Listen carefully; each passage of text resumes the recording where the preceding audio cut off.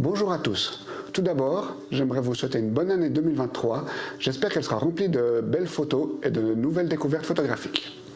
Aujourd'hui, on va parler de carte mémoire.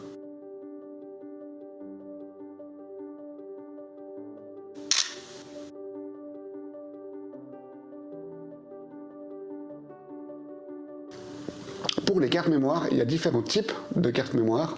Actuellement, il y en a 3 qui dominent le marché. Les compact flash, c'est un petit peu les modèles anciens. Maintenant, il n'y a plus trop d'appareils photo qui sont faits avec ces compact flash. Il y a les cartes SD, c'est celle où il y a le plus d'appareils photo actuellement. C'est un petit peu celle qui domine le marché. Et il y a les nouvelles qui sont apparues, c'est les CF Express, des cartes ultra rapides, mais qui sont pas mal chères, donc qui sont plutôt réservées à la vidéo. Ou bien si vous faites vraiment de la photo avec des rafales, des grosses rafales, en RAW, vous avez besoin de beaucoup de mémoire et vraiment de gros débit. C'est un petit peu les 3 types de cartes qu'on a. Ces types de cartes, ils sont définis par l'appareil photo que vous achetez. Donc vous ne pouvez pas choisir votre type de carte. C'est vraiment, vous allez acheter un appareil photo, il a un port pour une carte SD, vous êtes obligé de mettre une carte SD, ou il a un port pour une carte compact flash, vous êtes obligé de mettre une compact flash. Maintenant, il y a certains appareils photo où on peut mettre des cartes SD et des cartes CF Express, comme ça on peut mettre les deux. Comme les cartes SD sont un petit peu moins chères, enfin même beaucoup moins chères, ça permet de faire des économies, puis si on a vraiment besoin d'une CF Express, on peut mettre une CF Express.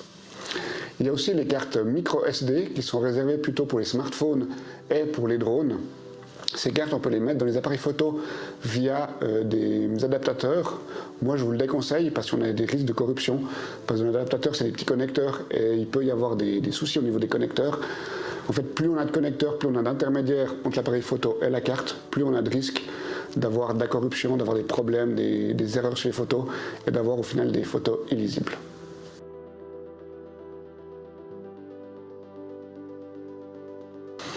Alors maintenant, on va voir un petit peu les caractéristiques des cartes. Donc pour les cartes mémoire, il y a 2 caractéristiques. En premier, c'est la taille de la mémoire, si c'est une 32 Go, une 64. Et la deuxième chose, c'est la vitesse de lecture et de l'écriture. Donc on va commencer par la taille de la mémoire. Donc moi, je conseille souvent à mes clients de prendre des cartes de taille assez petite à moyenne, puis d'en prendre plusieurs.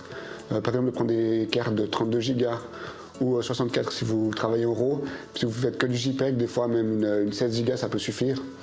L'avantage d'avoir plusieurs cartes, ça fait qu'on la change de temps en temps. C'est un petit bémol, des fois c'est pas très avantageux, mais le fait d'en avoir plusieurs, ça permet, si tout d'un coup vous en perdez une, ou vous avez une carte qui se corrompt et vous n'arrivez plus du tout à récupérer les photos, vous avez encore vos photos sur les autres cartes que vous avez terminées, donc qui sont pleines. Par exemple, si vous partez en vacances puis que vous avez rempli 3 cartes, qu'il y en a une que vous faites voler, que vous perdez ou qui se corrompt, vous avez encore 2 cartes où vous pouvez lire vos photos, donc vous avez les 2/3 de vos photos de vacances qui sont encore lisibles et disponibles. Donc ça peut un peu compenser et puis ça vous permet d'avoir quand même quelques souvenirs qui vous restent.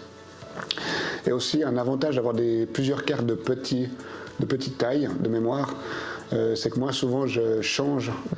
Maintenant on va parler un petit peu de vitesse. Donc les cartes, elles ont différentes vitesses. Alors il y a 2 choses déjà qu'il faut différencier, c'est la vitesse d'écriture et la vitesse de lecture. Les fabricants vont faire beaucoup de pubs autour de la vitesse de lecture parce que c'est pour eux, pour la fabrication, c'est le plus facile d'avoir une vitesse de lecture élevée. La vitesse d'écriture est toujours plus basse que la vitesse de lecture.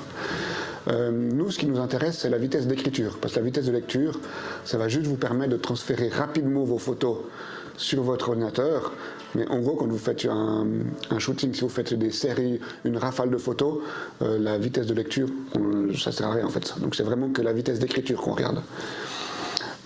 Si vous avez fait de la photo normale, une carte de 90 mégabits par seconde, ça suffit amplement. C'est un petit peu le standard élevé des cartes SD. On est souvent entre 90, c'est le moyen haut de gamme pour une carte SD.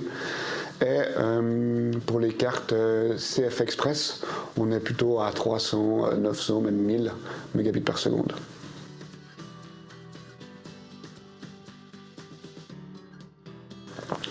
Ce qu'il faut aussi regarder, c'est que certaines cartes, maintenant certaines marques même, ils donnent juste la vitesse de lecture et jamais la vitesse d'écriture. Donc ça, on réserve vraiment pour les personnes qui font de la photo, par exemple de paysage, qui font de la photo de façon assez lente en fait et qui n'ont pas besoin de faire de rafale.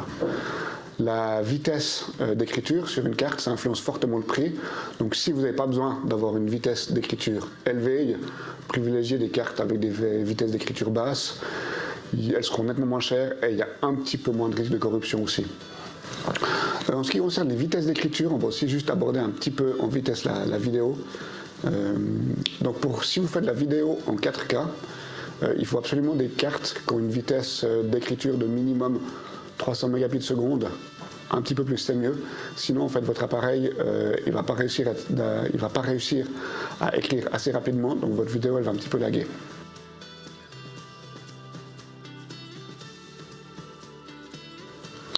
On arrive à la fin de la vidéo, donc comme petite conclusion, je vais vous donner encore deux trois petites astuces. Premièrement, la carte mémoire sur votre appareil photo, c'est vraiment l'endroit où votre photo va être sauvegardée. Donc c'est l'endroit le plus important. Du moment où elle est sur la carte mémoire, vous avez votre photo nulle part ailleurs. Donc si votre carte mémoire se corrompt ou qu'il y a un problème, vous perdez vos photos. Donc moi je vous conseille vraiment d'acheter des cartes mémoire de marques connues, par exemple Lexar, SanDisk, Kingston, Sony et autres. Oubliez les cartes de marque peu connues. Faites attention aux contrefaçons. Moi j'ai une cliente une fois qui est arrivée avec une carte, elle a dit cette carte a des problèmes tout. Effectivement j'essayais, je la formatais, ça fonctionnait, mais après ça fonctionnait plus, ça refonctionnait plus. Je me dis c'est bizarre, c'est quand même une carte SanDisk. Après j'ai un petit peu regardé et en fait sur le logo et puis sur la couleur de la carte, il y avait des petites différences. En fait, je lui ai demandé où elle l'avait acheté, puis elle a dit je sais pas, c'est quelqu'un qui me l'a donné. Puis cette carte a dû être achetée sur Wish ou autre. Et en fait, c'était vraiment une contrefaçon. Donc cette carte n'a jamais bien fonctionné. Donc vous faites des petites économies, mais au final, ça peut se retourner contre vous. Encore une autre chose aussi, sur les cartes CF Express, les cartes de plus de 128 Go, vous devez avoir un adaptateur de la marque. Donc par exemple, j'ai un client qui a acheté une carte de 128 Go. S'il n'a pas l'adaptateur Lexar, et ce n'est pas tous les adaptateurs, vraiment des adaptateurs haut de gamme, ils ne peuvent pas lire la carte. Donc après, la solution, c'est de brancher le boîtier et puis de laisser la carte dedans. Cette solution fonctionne, mais moi, je la déconseille parce que déjà, c'est hyper lent. Et puis aussi, comme dit avant, en fait, plus vous avez d'intermédiaires entre votre ordinateur et la carte, plus vous avez des risques de corruption.